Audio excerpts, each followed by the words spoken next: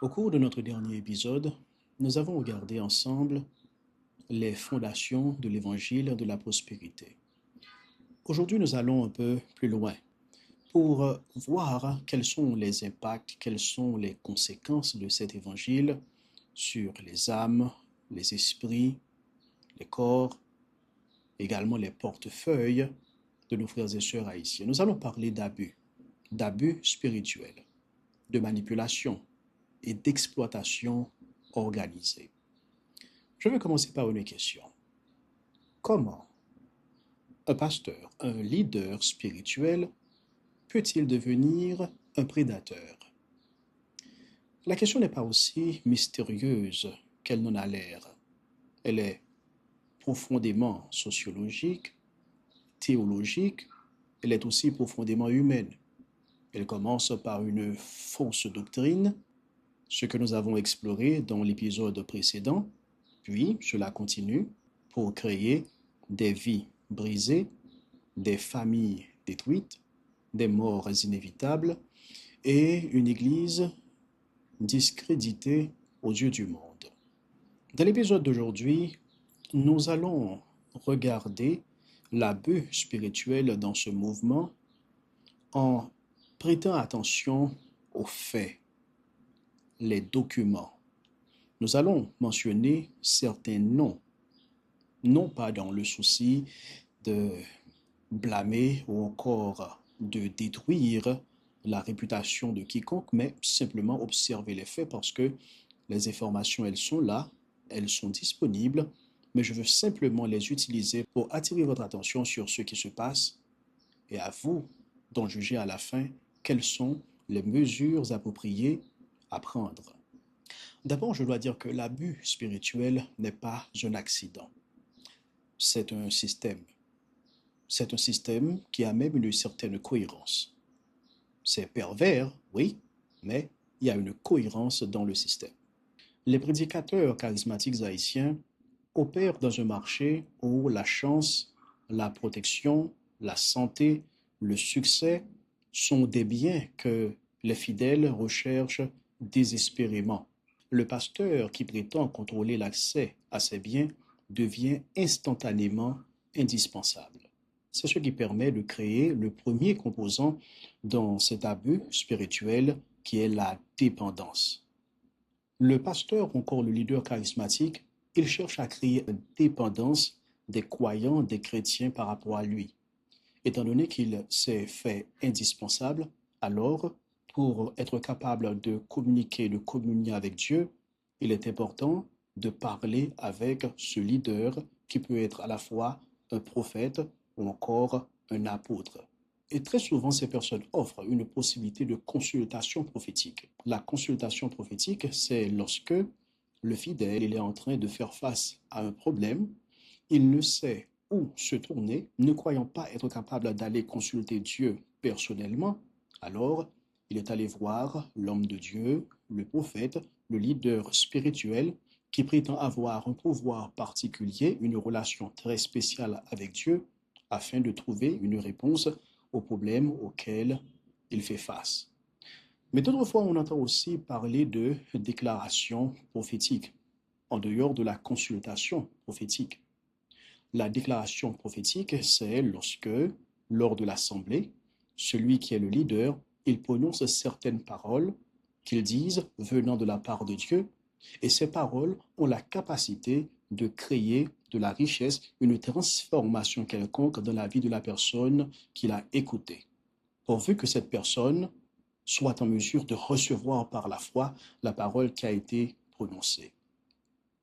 Revenons à la question de consultation spirituelle. Il y a un point nécessaire qu'il faudra mentionner. Il y a certains prophètes, pour recevoir une consultation spirituelle, c'est nécessaire de faire un dépôt. C'est à prix d'argent, la consultation.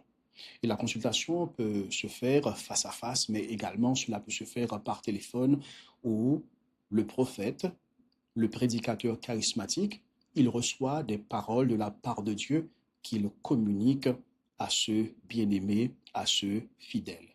Encore une fois, n'oubliez pas, pour que l'abus fonctionne, l'un des composants, c'est la dépendance.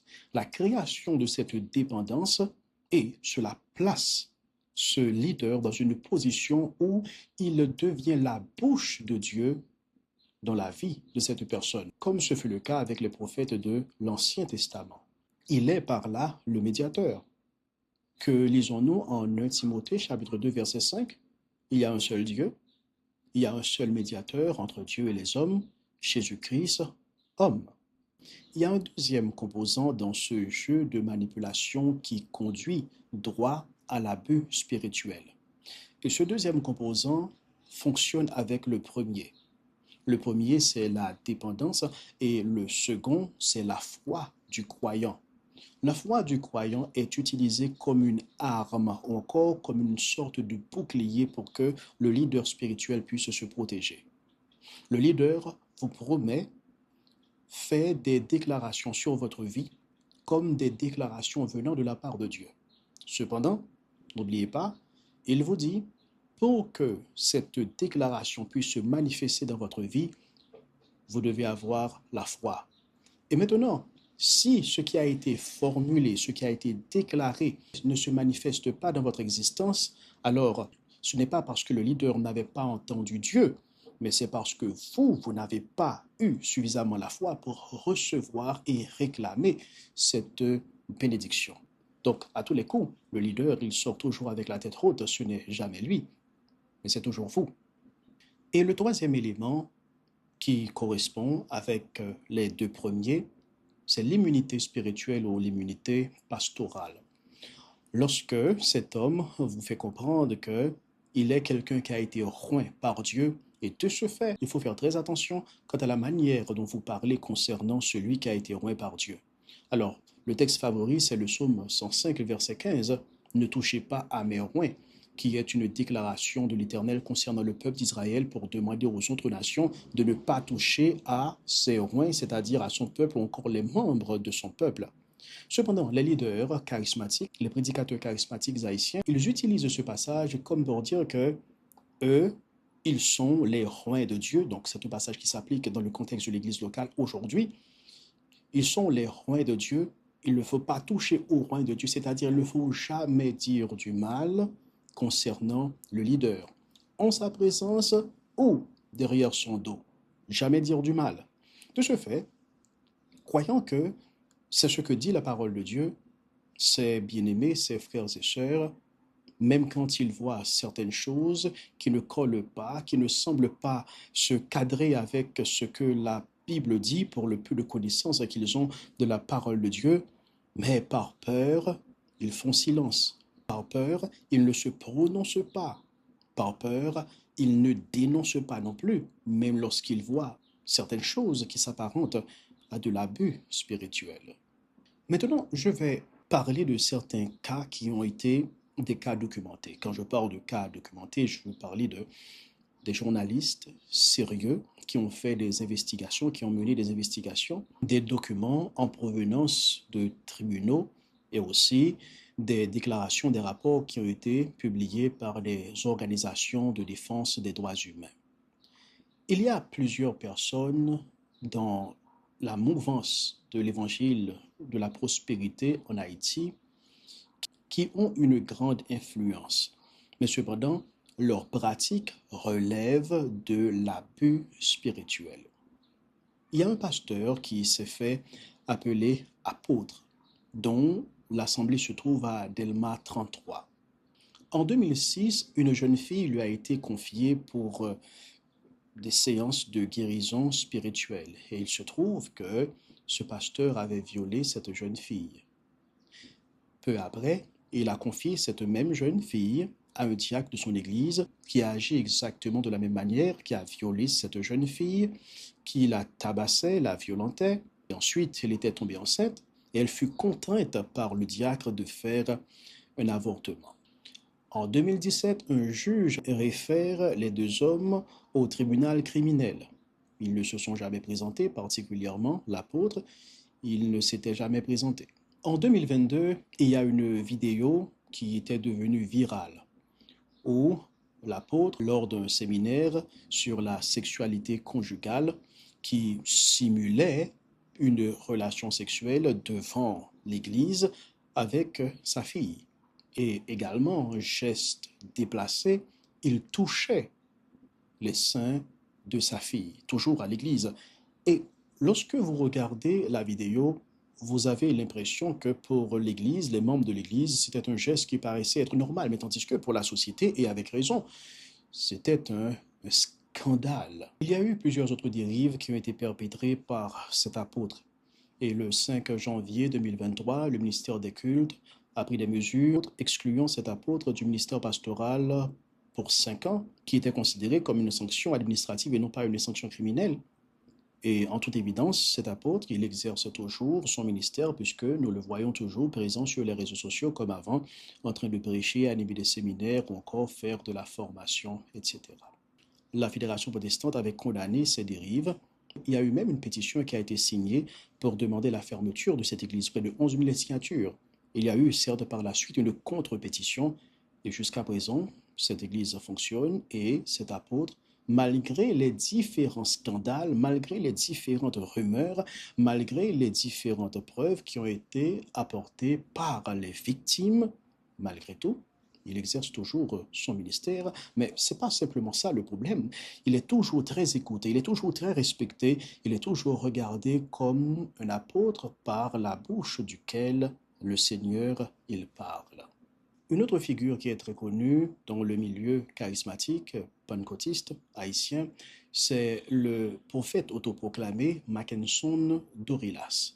Alors, ce jeune prophète, il est particulièrement connu à cause des réseaux sociaux et aussi pour ses déclarations tapageuses qui relèvent de la performance même, je dirais.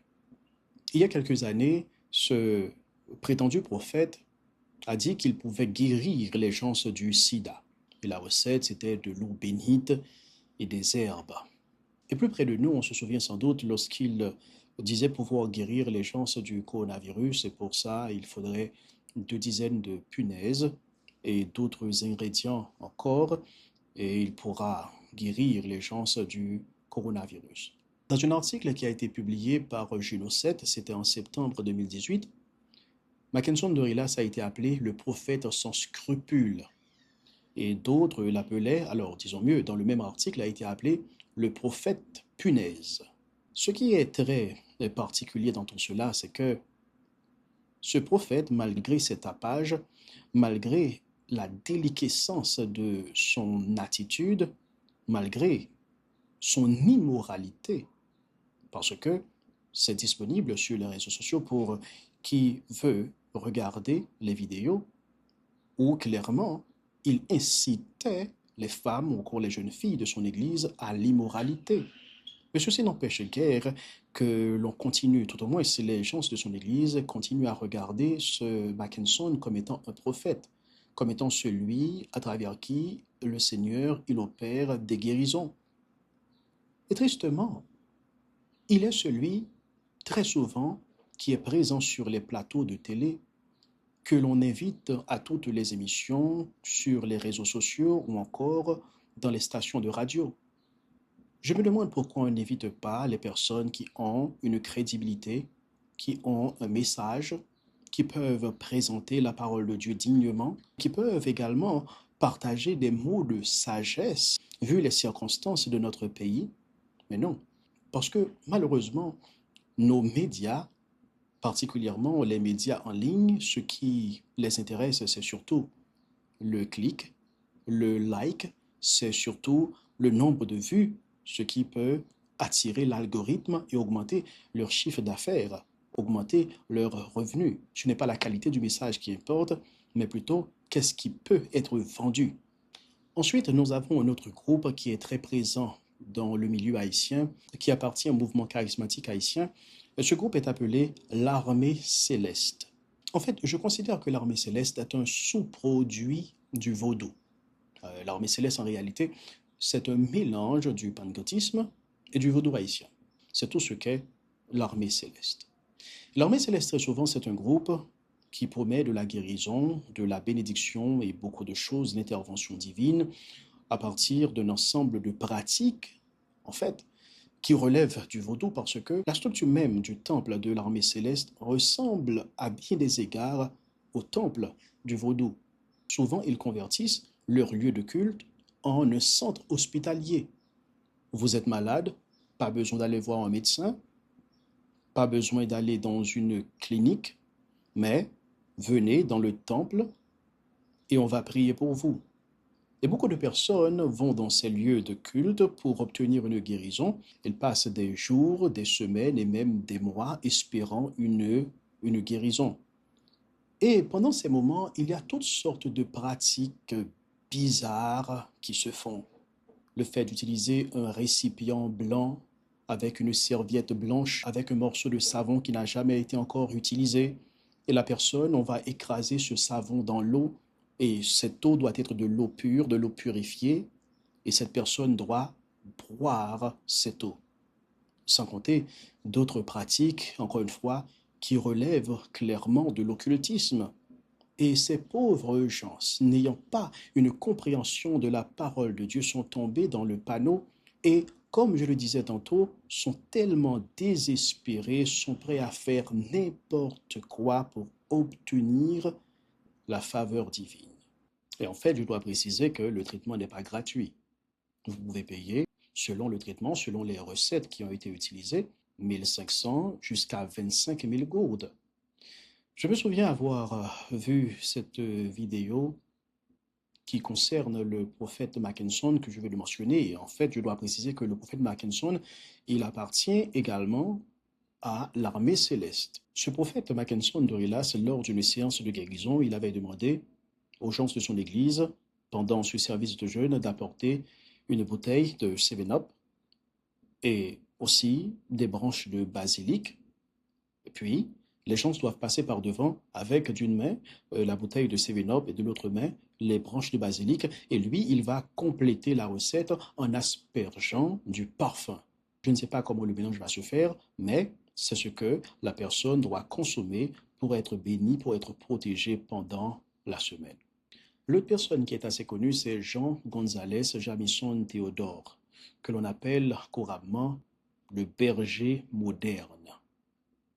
Le pasteur González, il a été viral sur les réseaux sociaux en 2018 lorsque, au cours d'une séance de guérison, il a attrapé une petite fille par les cheveux et la balançait avec force et ceci avait suscité une indignation nationale.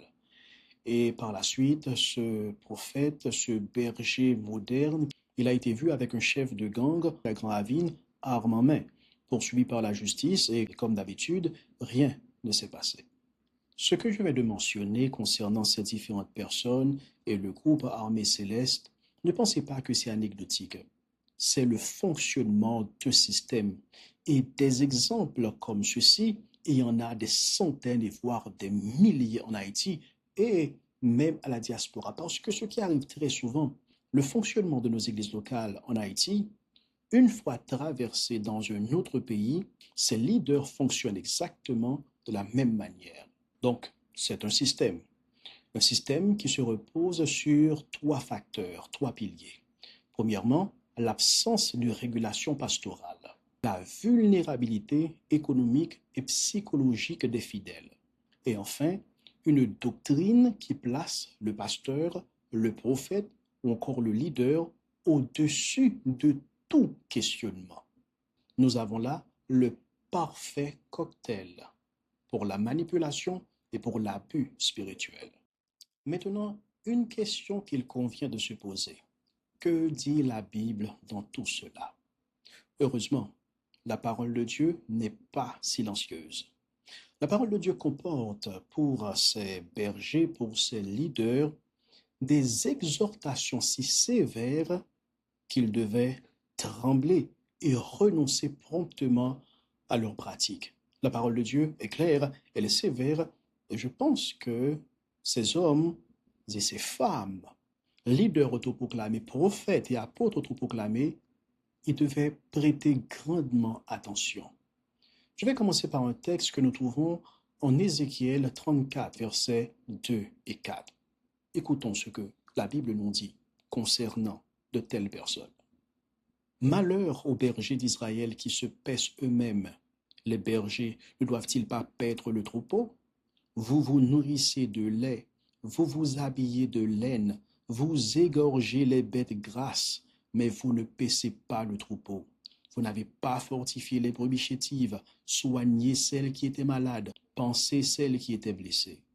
Prenez un peu de temps de relire ce texte en pensant aux hommes que je viens de décrire. C'est exactement ce qu'ils font. Ils vivent aux dépens du troupeau. Ils ne prennent pas soin du troupeau, ils ne nourrissent pas du troupeau, au contraire, ils se servent du troupeau, ils se nourrissent à partir du troupeau. Ce que nous venons de lire dans ce passage, ça a été comme un diagnostic, ça a été comme une observation, ça a été une radiographie venant de l'Éternel pour dire, je sais ce que vous faites, je prends note de ce que vous faites. Mais cela ne s'arrête pas là. Dieu n'a pas simplement observé, il n'a pas simplement vu, il n'a pas simplement fait un état des lieux. Il a également annoncé qu'il y a une décision qui va être prise. Écoutons ce que dit le verset 10, toujours en Ézéchiel 34. Ainsi parle le Seigneur l'Éternel. Voici, j'en veux aux bergers. Je redemanderai mon troupeau de leurs mains, et je les empêcherai de paître le troupeau. Les bergers ne se paîtront plus eux-mêmes, et j'arracherai mes brebis de leur bouche pour qu'elles ne leur servent plus de proie. Dieu interviendra. C'est une promesse souveraine, c'est-à-dire les bergers, ces leaders, ces prétendus apôtres et prophètes, ils vont rendre compte. Ils vont rendre compte à cause de leur comportement et aussi à cause de leurs nombreux abus spirituels. Et je dois vous dire que ces comportements que nous voyons aujourd'hui, ceci a été prédit également par la parole de Dieu. Lorsque nous lisons en Actes des Apôtres, chapitre 20, versets 29 et verset 30, nous voyons une déclaration de l'apôtre Paul qui devait nous interpeller tous. Et c'est comme si ce que disait Paul était une description, et c'est le cas, de ce qui se passe aujourd'hui, des bergers d'aujourd'hui. Paul, juste avant de se rendre à Jérusalem, il a demandé de parler pour la dernière fois avec les leaders de l'Église qui étaient à Éphèse. Et voici quelle a été son exhortation. Et ceci est considéré comme une exhortation testamentaire pour dire que c'était pratiquement les derniers mots de Paul, la dernière fois que Paul, il allait voir leur visage. Et son exhortation est très sérieuse pour ces leaders qui avaient rencontré Paul pour la dernière fois et très sérieuse pour nous aujourd'hui, leaders. Je sais qu'il s'introduira parmi vous, après mon départ, des loups cruels qui n'épargneront pas le troupeau. Il s'élèvera même du milieu de vous des hommes qui enseigneront des choses perverses pour entraîner les disciples après eux. D'après ce passage, nous voyons que Paul était en train d'avertir, pour dire qu'il y a deux sources de danger. Il y a des loups qui feront semblant d'être du troupeau, mais l'intention, c'est pour dévorer le troupeau. Puis ensuite, il mentionne qu'il y aura également des hommes qui s'élèveront du milieu de vous, c'est-à-dire ce sont des personnes qui ont grandi avec nous, des personnes que nous connaissons, qui nous connaissent, des personnes qui connaissent nos vulnérabilités, nos erreurs, nos fautes, nos faiblesses. Ces personnes vont exploiter cette connaissance pour nous induire, très souvent volontairement, en erreur. Et Paul nous dit de faire attention aux deux cas, de veiller de près les ennemis qui viennent de l'extérieur et aussi de veiller les ennemis qui vont émerger de l'intérieur. Nous pouvons regarder aussi un autre passage venant de l'apôtre Pierre lui-même, qui adressait lui aussi une exhortation aux anciens. Dans l'une des épîtres générales, en 1 Pierre chapitre 5, versets 1 à 3, voilà ce qu'il nous dit. Paissez le troupeau de Dieu qui est sous votre garde, non par contrainte, mais volontairement selon Dieu, non pour un gain sordide, mais avec dévouement, non comme dominant sur ceux qui vous ont échus en partage, mais en étant les modèles du troupeau. Il y a ici trois lignes de démarcation qui nous permettent de distinguer le vrai berger du faux berger ou encore le faux berger du vrai berger. Premièrement, Pierre de dire, il faut être le troupeau de Dieu, non par contrainte, c'est-à-dire non pas par peur, non par manipulation, non par culpabilisation. Deuxièmement, il faut faire le travail non pas pour un gain sordide, c'est-à-dire c'est pas l'argent, la richesse qui est la motivation. Ce n'est pas la simonie de vendre la grâce de Dieu à prix d'argent. Ce n'est pas le fait de placer un tarif sur les prières, sur des objets prétendument sacrés. Lorsque nous voyons de tels comportements, il s'agit d'entrepreneurs religieux, des gens qui commercent la grâce de Dieu, des gens qui n'ont que faire des choses sacrées, pourvu que cela puisse servir tout simplement leurs intérêts. Et en fait, quand je parle d'intérêt, on peut voir cela à plusieurs niveaux.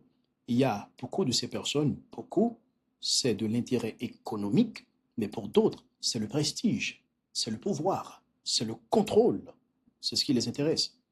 Mais dans tous les cas, ils sont en train de corrompre le saint ministère de Dieu et aussi corrompre la grâce de Dieu. Ensuite, Pierre de dire qu'il ne faut pas dominer sur le troupeau. Il ne faut pas se croire être au-dessus de tout le monde, ne pas utiliser Psaume 105, verset 15, comme une sorte de bouclier spirituel. Ne touchez pas à mes reins, ne pas souffrir une immunité, de se rappeler, même quand nous sommes leaders, même quand Dieu nous a confié une énorme responsabilité, mais cela ne fait pas de nous des êtres tout-puissants, cela ne fait pas de nous des êtres qui sont au-dessus de la loi, ni quelqu'un qui est au-dessus des autres. Maintenant, voici quelques exhortations pratiques juste avant de terminer. Si vous êtes croyant, vous pouvez vous poser la question, qu'est-ce que je peux faire? La première chose, sondez les saintes écritures. Passez du temps dans la parole de Dieu. Il est impossible de connaître Dieu en dehors de la parole de Dieu. Impossible. C'est bien d'écouter les leaders, c'est bien d'écouter les prédications. Mais encore une fois, comme j'avais fait cette exhortation la fois dernière, soyez comme des Béréens. Consultez les Saintes Écritures pour voir si ce que l'on vous dit se trouve dans le texte sacré. Deuxièmement, refusez de payer pour une prière, pour recevoir une grâce quelconque, de payer pour de l'huile ou encore pour de l'eau qui apporterait une sorte de délivrance. N'oubliez pas que la grâce de Dieu est gratuite et si quelqu'un vous demande de payer, c'est quelqu'un qui est en train de vous voler. Troisièmement, si dans votre Église, on refuse tout questionnement, les décisions se prennent dans la plus grande opacité. Il y a une opacité complète sur la finance de l'Église. Jamais de réunion, jamais de rapport, jamais d'annonce concernant les décisions qui vont être prises. Ou si jamais il y a une annonce, c'est afin que les membres puissent exécuter.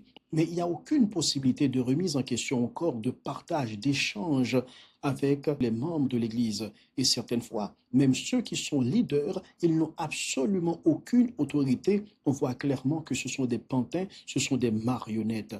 Ceci est un signe que votre âme est en danger et que cette Église est aussi une Église qui est en danger. Je ne suis pas sûr que c'est le meilleur endroit pour trouver de la nourriture pour votre âme.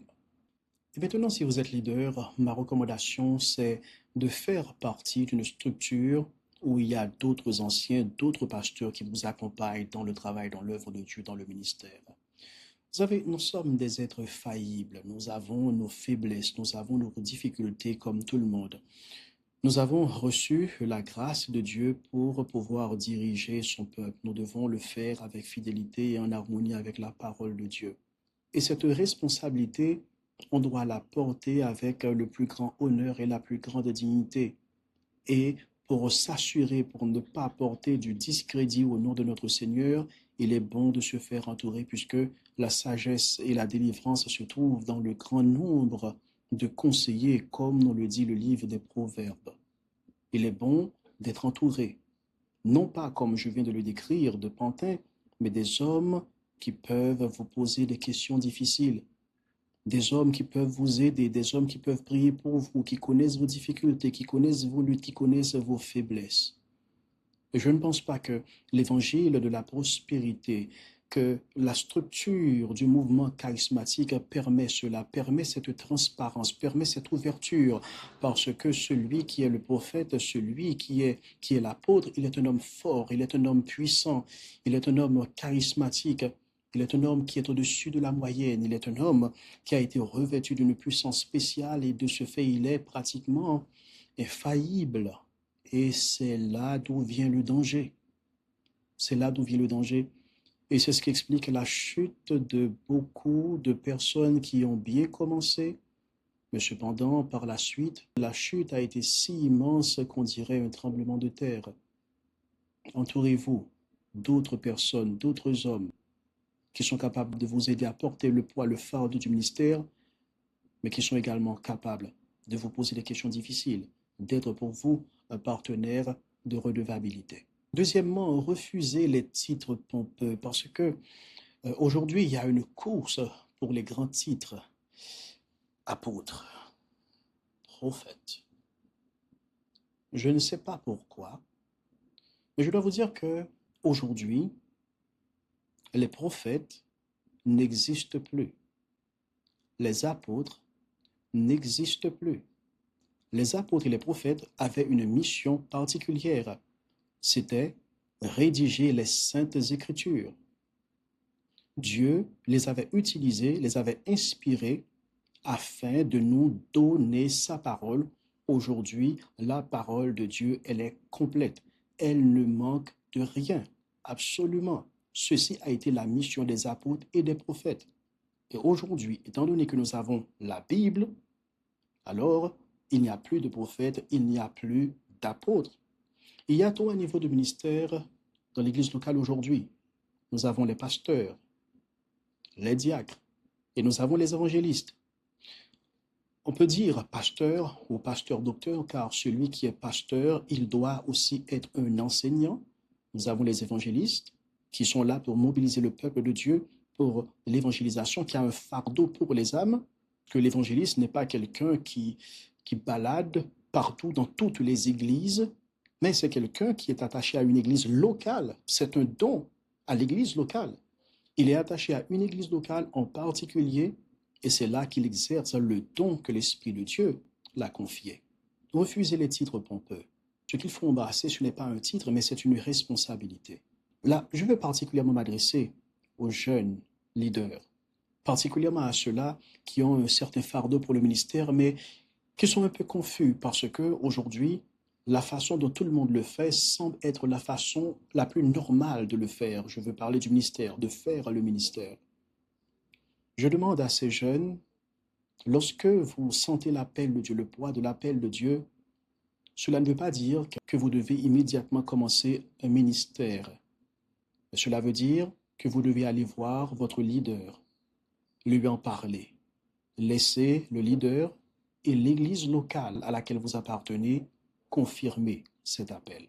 Troisièmement, lorsqu'il y a des gens qui sont malades de nos églises, certes, c'est bien de prier pour ces personnes et de prier avec ces personnes, mais aussi, c'est tout aussi bien de les référer à un médecin, car Dieu, il est celui qui a donné la compétence à ces médecins.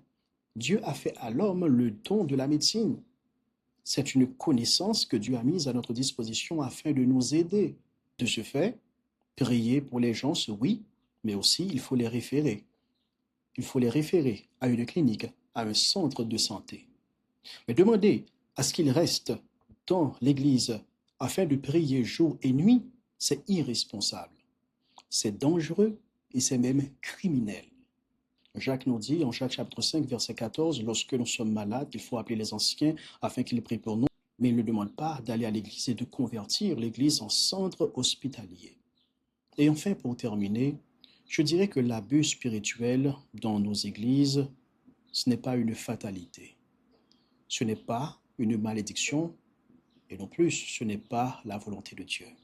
C'est plutôt le fruit d'une fausse doctrine, d'une absence de régulation et aussi d'une culture de silence complice.